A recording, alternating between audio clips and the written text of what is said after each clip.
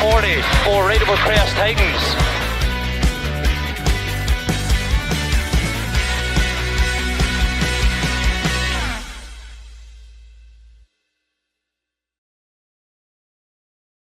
Round 7 of the AWDC Britpart Safari Championship sees us head to Walters Arena and the AJS 100. And with 2 full days of racing ahead to challenge our crews and their machines, let's get straight out onto the course and onto the action. Leading the way on the first runs of the day will be Warren Roper and Aaron Birch. They'd have an overshoot early on, but some good times would see them leading the way after run 3. For Jason Rowlands, it will be second place for now. He was in line for the championship title if things went well this weekend. So it was a case of a measured drive to go with that usual fast pace we're used to seeing. And it will be a great start for John Morgan. He ends the opening morning 3rd place, the final step on the podium for now, and the times getting better run by run. For Rob Morris, it was a good start as well, lying in 4th place at this stage and just 20 seconds back from Morgan up ahead. Douglas Devonall-Batt will be looking for a strong result this weekend for his championship campaign. There were a few places to be gained to get up to those podium positions, but things were still going well for now in 5th. And Jason and Deb Morgan would make a good start and would manage to end the morning in 6th overall. It was a competitive morning in the Class 5 leaderboard as well, with the top of the results dominated by those crews. Philippa and James Tennant were going well, so well in fact that they decided not to change drivers this weekend and continue letting Philippa take the wheel. They end run 3 in 7th place. It was a puncture that will be hindering progress a little for Matthew Hall. He'd end the morning with 8th place. He didn't really lose any time over the first run of the day, but without that puncture, he should have been faster. It cost him at least 2 positions overall. No issues to report though for Michael Tilney and Jordan Shirley. A good start to the event would see them ending the morning 9th place overall. And rounding out the top 10 would be Andy Skelly and Tom Aubrey. A good start, but they'd retire on the next run. The brakes catching fire, and it would be game over for the pair. It was frustration as well for Adam Warts and Peyton Lewis. A broken steering box was their woe. It would see them stranded on the course for most of the morning, meaning no time to finish their runs on day 1. And for Barry Dodd and Kim Baker, they'd hit a tree, rolling the car on the 3rd run, meaning they get pushed right down the order, although they would get things fixed and back out on the course again. So the morning runs are complete here on day 1 at Walters Arena. Here's how the leaderboard is shaping up.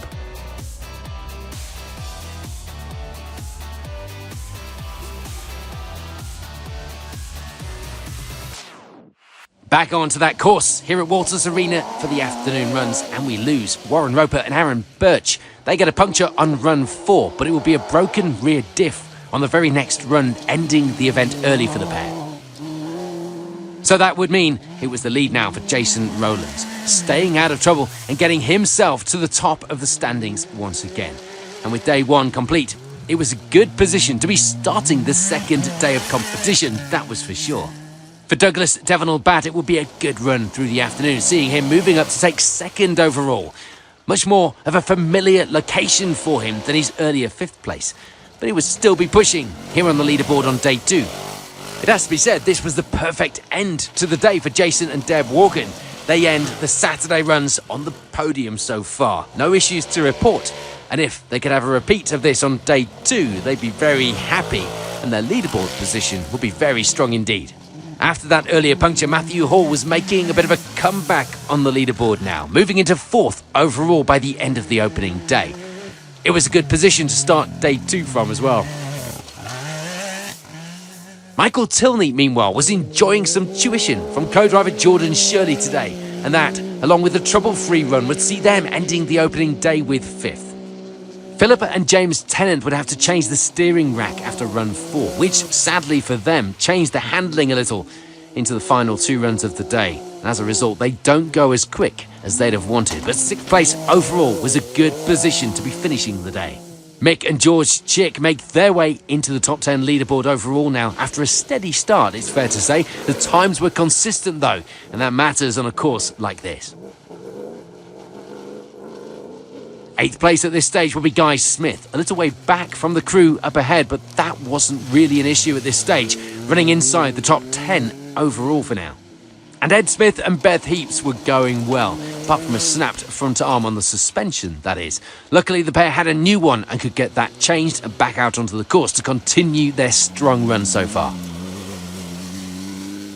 And rounding out the top 10 will be Paddy Barker, and despite a good result overall so far, he'd still be 8th in the class, showing just how dominant the Class 5 crews were here at Walters this weekend. Let's take a look then at some of the positions in the classes outside of the top 10 leaderboard. And by the end of the opening day, it would be a Class 6 lead for Brian Birch. He'd be close to breaking into the top 10 as well at this stage. No real issues for Kieran Jones, with Matthew Rowland and Eloise Donovan sharing the co-driving this weekend. A blown radiator hose would need fixing overnight, but it would happen on the last run of the day, so it didn't affect their times too much. They lead Class 4 for now. Tom Woodward and Oakley Hayward were improving on the times as the day went on, ending the day 13th overall. But sadly for them, they'd discover a broken shock absorber on Sunday morning, meaning they'd be going no further. 2nd place in Class 6 by the end of the day would be William Freeman and Lacey Remnant. Things going well for the pair. They had no complaints whatsoever to report. The same, though, couldn't be said for Edward Barnes and Kyla Remnant. They had a rear prop shaft shear off on run 2, having to limp back to service. Then had diff and transfer box issues, meaning they had a lot to do overnight. But thanks to some parts and some labour from Alex Freeman, it would all be sorted for day 2. 2nd place in Class 7 will be Kevin Powell, going particularly strongly as he lies in 17th on the overall leaderboard. And in the Class 8 lead, it would be Peter and Louise Medley. The times were close as well, only 2 seconds back from Powell in the overall position up ahead.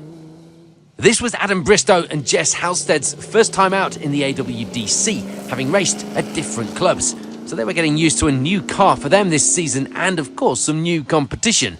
So they were looking at getting some seat time this weekend. 3rd place in Class 7 was a very good way of doing that.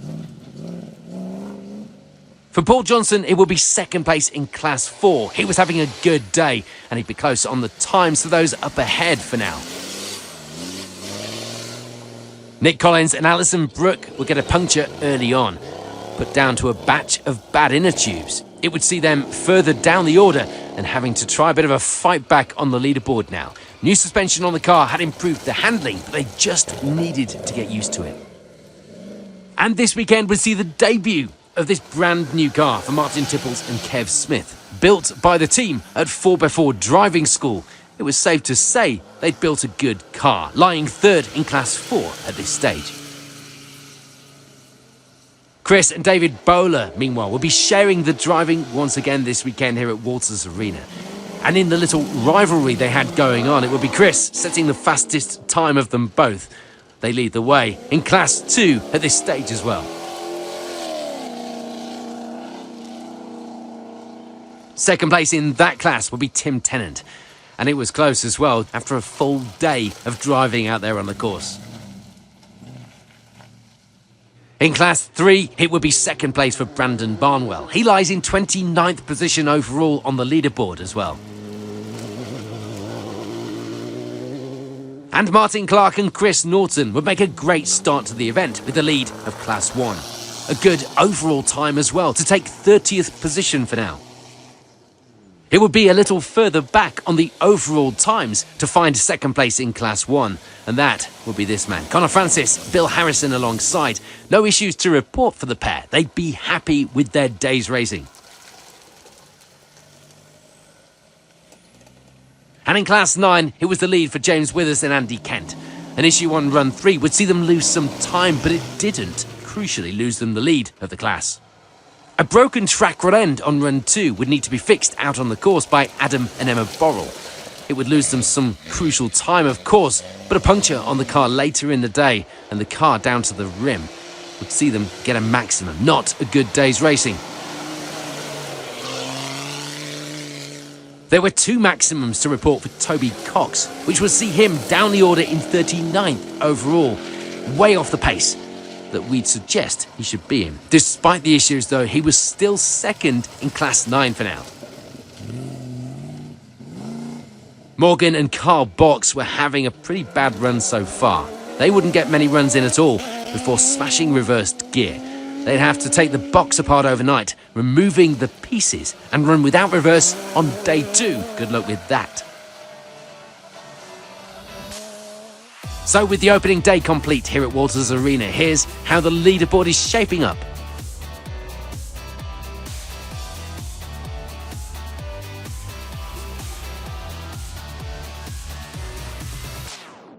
We head into day 2 then, and there would be a few small changes to the course, but no change to the lead, small or not. Jason Rowland's still keeping that advantage at the top, and with a pretty good lead in that position as well.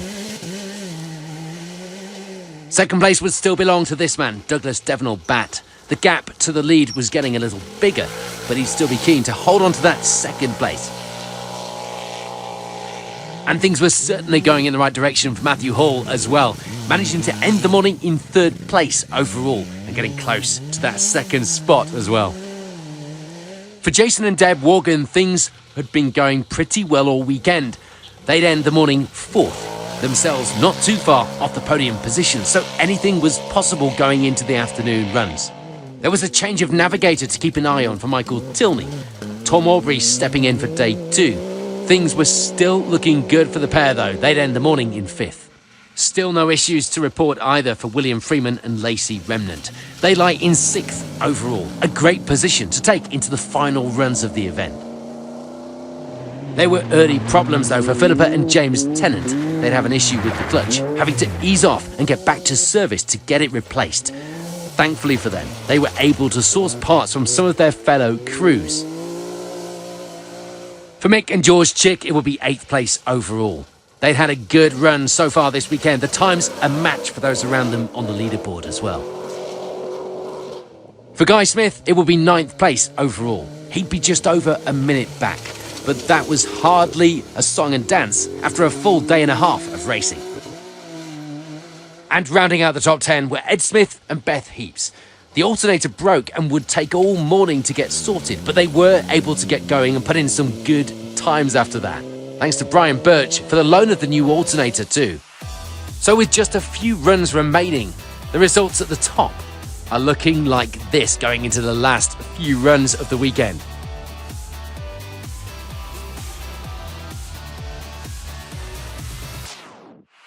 We go into the final few runs of the weekend then, and it would be disappointment for Adam Bristow and Jess Halstead. They retired due to a string of issues that would eventually result in a broken rear shock mount. Morgan and Carl Box would be having power issues, which would see them getting caught. Sadly, that would mean they take a bit of a knock from a catching crew, and with broken lights and those power issues, they'd have to retire. Day 2, meanwhile, had gone a lot better for Adam Warts and Peyton Lewis, but punctures were becoming a big problem. They were far too far down the leaderboard for a good result, but at least they got through the rest of the day.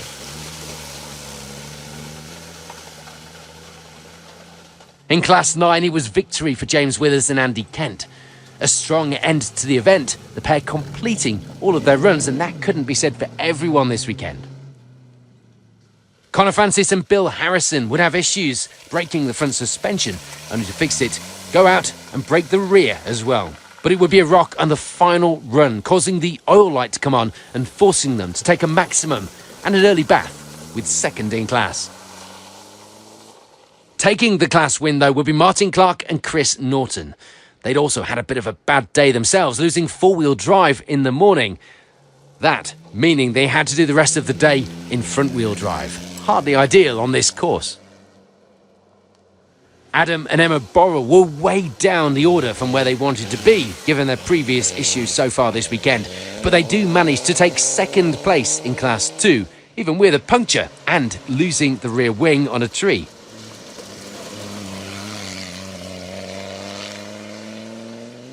For Brandon Barnwell, it will be 2nd place in Class 3 this weekend, from 24th on the leaderboard.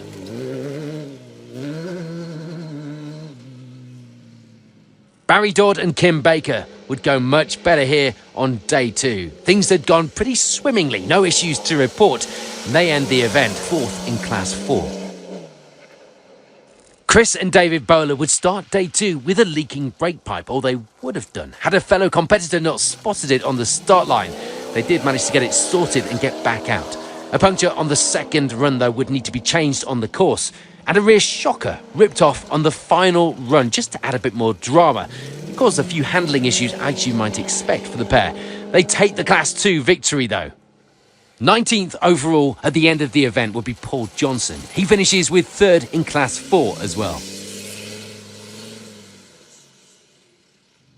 And for Brian Dyke, it will be 3rd in Class 7, ending the event 18th place overall. Martin Tipples and Kev Smith would have a few small issues to contend with the new car over the weekend. Nothing that the team couldn't fix though. They keep the car going and get to the end of the event 2nd in Class 4. Nick Collins and Alison Brooke were getting used to that new suspension now.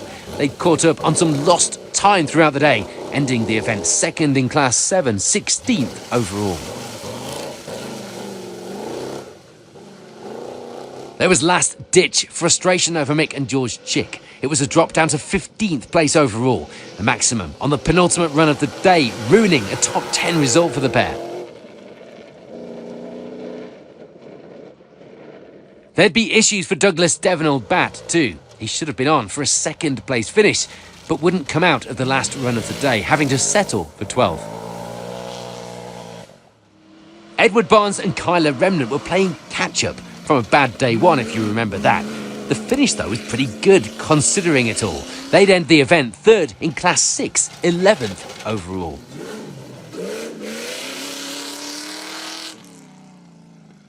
There's bitter disappointment, though, for Michael Tilney and Tom Aubrey from the top of the leaderboard. They'd finished the event, but a ball joint failure would put them way down the order, missing out on what was surely a potential podium finish overall.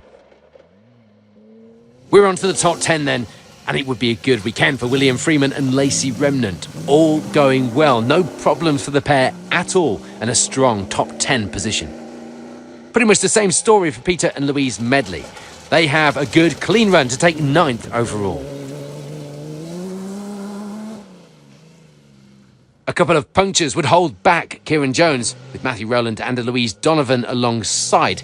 And they'd have a good run besides this. 8th place was as much as they could manage, though, this weekend. Things had gone to plan, meanwhile, for Brian Birch here on day 2. He ends the event 7th overall, leading Class 6 by the finish. And Paddy Barker was on a charge here on day 2, gaining some valuable time throughout the event and moving up to take a very strong 6th overall by the end.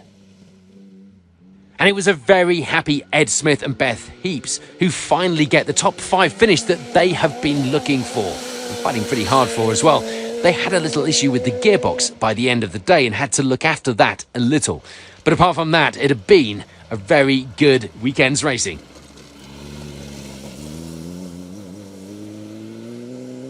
And it had also been a good weekend's racing for this man, Guy Smith, in the Class 5 battle. He ends the event 4th place overall, and with the podium finishers not scoring class points, it means that he takes the maximum point score there as well. So that means it's a podium for Philippa and James Tennant. And in fact, Philippa's first podium doing all of the driving herself. They had a split turbo hose to contend with as well by the end of the event.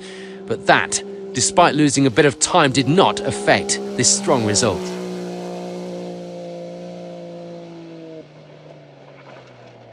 And there'd be a puncture to contend with late in the day for Jason and Deb Morgan. And they dropped a bit of time as well as a result, but not enough to lose them 2nd place overall. The highest finish the pair had ever got in the AWDC as well.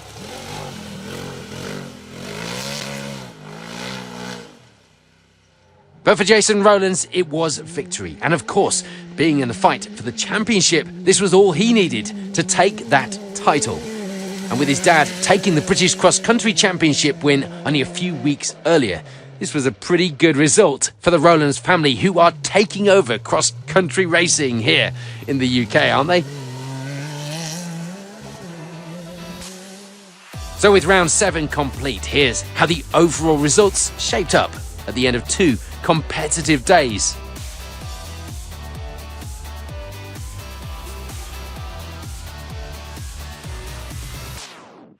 Next up, the championship returns to Waters Arena for the final round. And the winner may have been crowned as far as the championship is concerned, but there were still battles and, of course, fun, as well as that overall victory to be had. We'll see you then. Thanks for watching.